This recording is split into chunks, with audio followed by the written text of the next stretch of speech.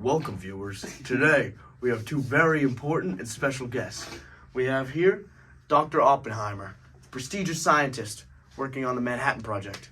And here we have another scientist who was chosen to remain anonymous to protect his identity.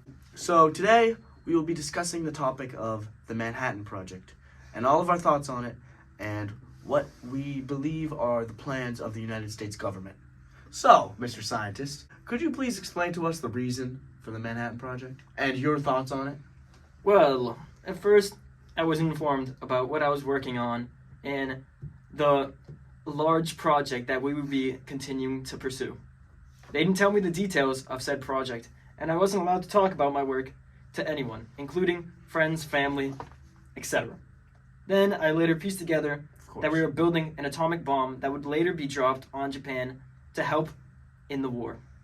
Wow, that's very important work. Thank you. So when did you start realizing that it was an atomic bomb and not a regular bomb that you were building? Later throughout the project, I started piecing together. I knew I was working on something for the war, but I just didn't know what it was. And I started picking up clues at work, and I found out later that it would be a major part of history, and that it was the atomic bombs. Good work. Good work. And Mr. Thank you, Oppenheimer, my friend. Of course. why did you go through with the project?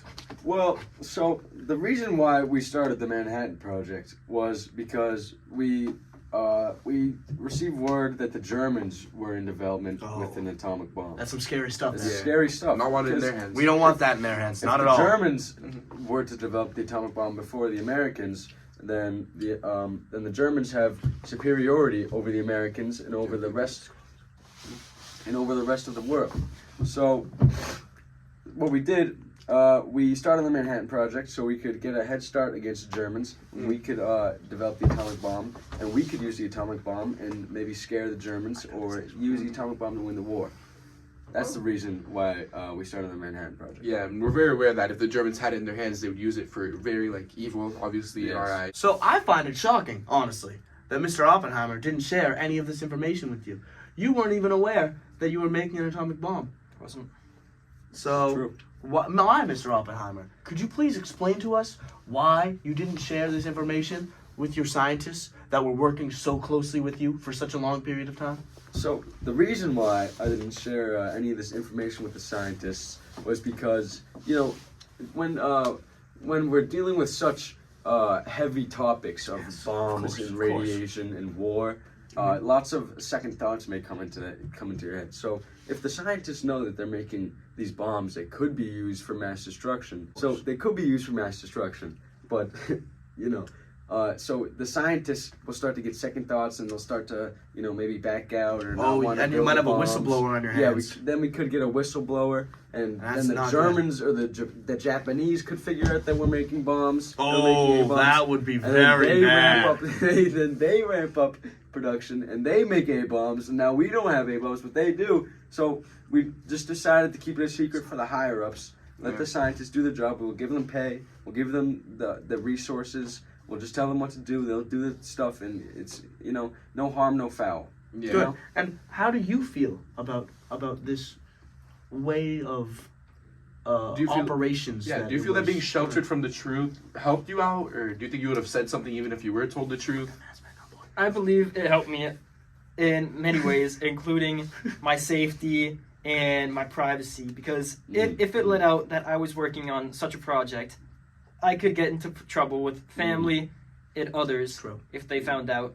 Yeah, And they wouldn't want that. I'm just making a living here, and I'm just doing what I'm told. Yep. So it's just my You're doing daily what's job. right for this country. I'm That's doing what what's you're doing. right. That's what I later found out. But Yep. firstly, I was just doing my job and doing boss's orders. Rumors Yeah. still would circulate, and I think you did a great job not telling them what they were working on. Well, we needed to keep it classified for America, or it could it would jeopardize everybody's safety. You know what I'm saying?